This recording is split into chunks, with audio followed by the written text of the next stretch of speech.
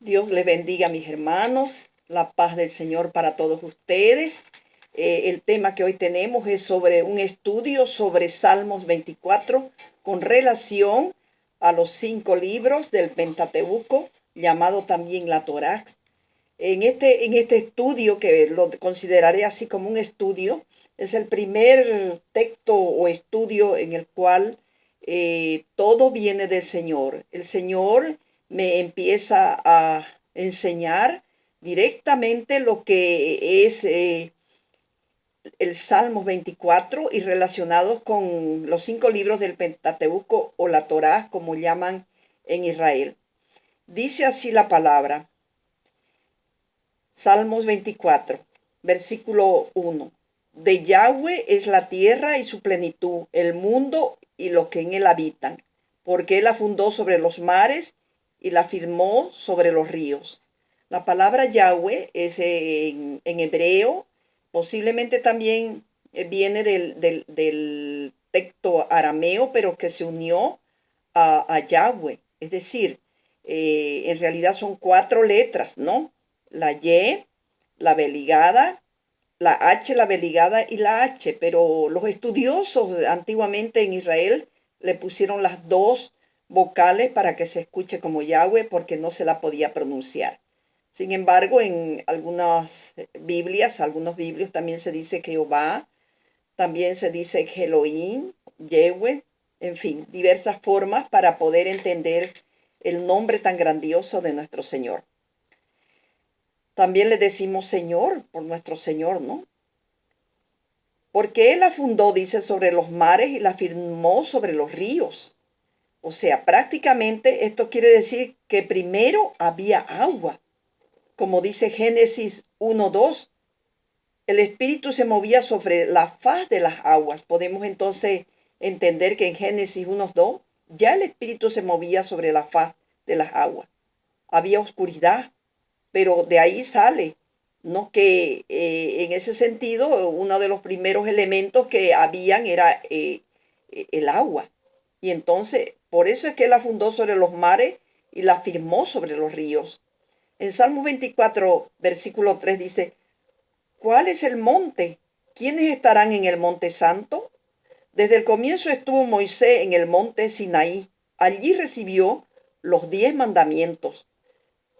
Quienes cumplen estarán en su lugar santo. O sea, el monte Sinaí significaba un monte sagrado donde Moisés fue a recibir las 2 tablas con los 10 mandamientos, 2 tablas de piedra. Pero sabemos que cuando los hijos de Israel eh, se desviaron y adoraron a una estatua que hicieron, que era de una forma de becerro, cuando bajó Moisés, vio la depravación, la degeneración en que había entrado su pueblo, y se enojó mucho y tiró las tablas, las 2 tablas que habían sido escritas por las manos, por los dedos de nuestro Señor Yahweh. Entonces él tuvo que hacerlas por sí mismo, pero ya no era exactamente lo mismo. Sin embargo, los 10 mandamientos se, se repitieron nuevamente, porque Dios le mandó que haga de nuevo con sus manos a Moisés, porque se enojó mucho, porque desobedecieron al Señor. La idolatría es algo que no agrada a Dios, es una abominación muy grave para nuestro Señor. Por eso es que tenemos que tener mucho cuidado. Algunas religiones, algunas iglesias que aún conociendo la palabra, hacen imágenes, idolatran de diversas maneras, pero la idolatría no solamente es la construcción o la edificación de imágenes, de materiales, de yeso, de otros elementos materiales, sino también es poner en segundo lugar fundamentalmente a Dios. Dios es nuestro primer amor. Dios es el que ha creado todas las cosas.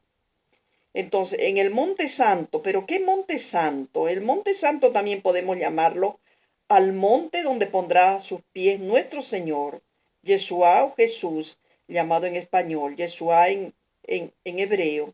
Entonces, nuestro Señor vendrá y pondrá sus pies, perdón, en el Monte Santo, en ese monte que le pertenece a Él. ¿Y cuáles son los montes santos?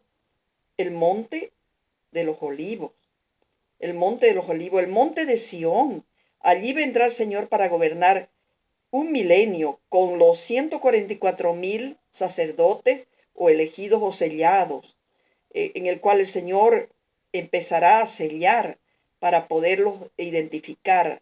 No es solo un llamado, vengan aquí ustedes y los que quieren ser sellados, sino que el mismo Señor es el que va a sellar a través de sus ángeles.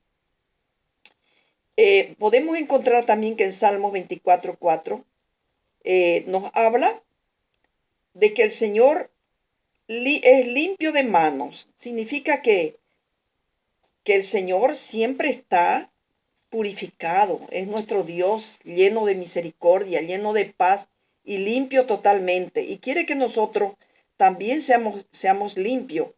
Cuando Pilato en Lucas 23 se lavó las manos porque no encontraba prácticamente ninguna culpa en nuestro Señor cuando fue procesado, su mismo pueblo lo eligió cuando se preguntó a quién quiere que elija, a Barrabás o a Jesús. Y el pueblo eligió a Jesús o Yeshua para poder procesarlo y darle muerte en cruz.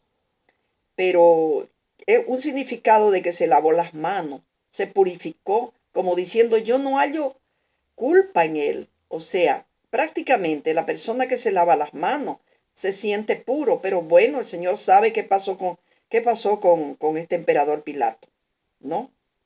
Así sus hijos, fundamentalmente los que son sus hijos, sus siervos, deben estar limpios de mano, deben obedecer los mandamientos de nuestro Señor. Limpio de mano quiere decir que no cometan ningún pecado, que se purifiquen siempre, porque esa es la parte fundamental para poder ser salvos por nuestro Señor Salvador, Señor Yeshua HaMashiach. Tenemos que ser puros de corazón, tenemos que ser siempre limpios de corazón.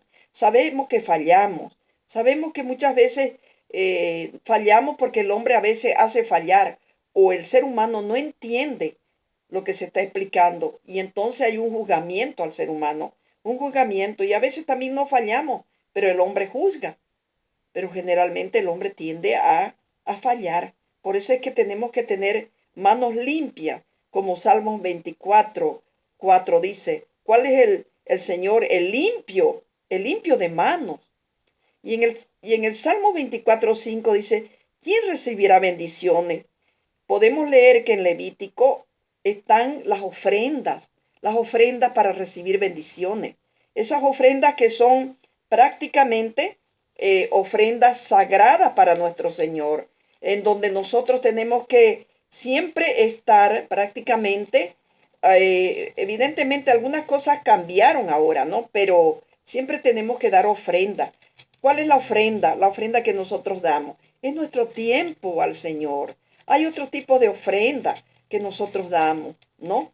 Ofrendas que son prácticamente llenas de, de deseo de servir a nuestro Señor. Esas ofrendas que son prácticamente ofrendas de sanidad, ofrendas de entrega de parte de nuestro trabajo. Antiguamente habían otros tipos de ofrendas, ¿no? Era cuando eran los sacrificios de los corderos, los sacrificios de paz, como una ofrenda encendida a Dios. También esas ofrendas se hacían en las puertas del tabernáculo, en esas cabezas de ofrenda. De tal manera que ahora nosotros, nuestro 10% también de nuestro tiempo, tenemos que dedicarlo al servicio de nuestro Señor. Tenemos también que, o sea que esta generación podemos encontrar que es la generación de los que buscan al Señor. ¿A quiénes buscan al Señor? Son aquellos sus siervos, aquellos elegidos, aquellos que tienen el deseo en su corazón de servir. Miren ustedes, hay mucha división ahora, tanto en las religiones como podemos encontrar también en las iglesias o en las congregaciones. Podemos encontrar que La Biblia no está dividida de ninguna manera, no está dividida la Biblia. Eh, el Nuevo Testamento se escribió después de la venida del Señor. La fueron escribiendo sus discípulos de esa manera. Pero antiguamente también encontramos que la Torá fue la base de la Biblia. Dios no quiso nunca que se divida la Biblia, pero hay muchas religiones, incluso en las raíces hebreas, que solamente le dan importancia a la Torá y la Tanakh, que es la Torá, los 5 libros del Pentateuco, escritos por Moisés, y la Tanakh, que es el Antiguo Testamento. Algunos llaman también la Biblia completa para ellos, pero la Biblia está completada con el Nuevo Testamento, porque por eso es el simbolismo de que se cumplió una primera fase. Cuando se rompe el velo, una vez muere Jesús en la cruz, se rompió el velo del templo en dos partes. Una fase se cumplió y otra fase está por cumplirse. Pero no quiere decir con esto que la primera fase de los libros del Antiguo Testamento se acabaron de ninguna manera. Porque nuestro Señor Yeshua, Él dijo que nada había venido a abolir, ninguna ley. Solamente abolió algunos aspectos de la ley, algunos aspectos, pero hubo el perdón, hubo el amor siempre, en su entrega Él vino. Muchos dicen, no lo mataron a Jesús. Evidentemente podemos decir que Jesús vino y se entregó y murió por nosotros. Pero hubieron, seamos realistas, hubieron personas que intervinieron en la muerte de Jesús, tanto el Imperio Romano como también su propia tribu, su propio pueblo, el pueblo judío, quien prácticamente al elegir a Yeshua y no a Barrabás ya estaba dándole una pena de muerte. Tenemos que ser bastante realistas para poder entender las escrituras en su completo contexto, ¿no? De tal modo que la salvación vino, como dice Pablo, tanto vino para los hebreos como vino también para los griegos. Y en un significado podemos entender que para toda la tierra. De tal modo que en el Salmo 24:7 podemos encontrar también que dice, alza puertas externas. Y en lo que encontramos en una relación con Éxodo 24, se refiere al pasto renovado, a las fiestas anuales, al cumplimiento de las leyes y los estatutos, y no a la idolatría, de ninguna manera. La idolatría es abominación delante de los ojos de Dios. No se puede idolatrar, porque muchas religiones de esta gran Babilonia están idolatrando imágenes y a Dios no le gusta porque Dios es un Dios Padre eterno, vivo, que no necesitamos pruebas físicas para, para poder eh, eh, amar a Dios, para poder tener fe en Dios. Job amó a Dios sin ver. Job amó a Dios sin ver, pidió por sus amigos y fue bendecido porque pidió por sus amigos que los atacaban y no necesitó una imagen.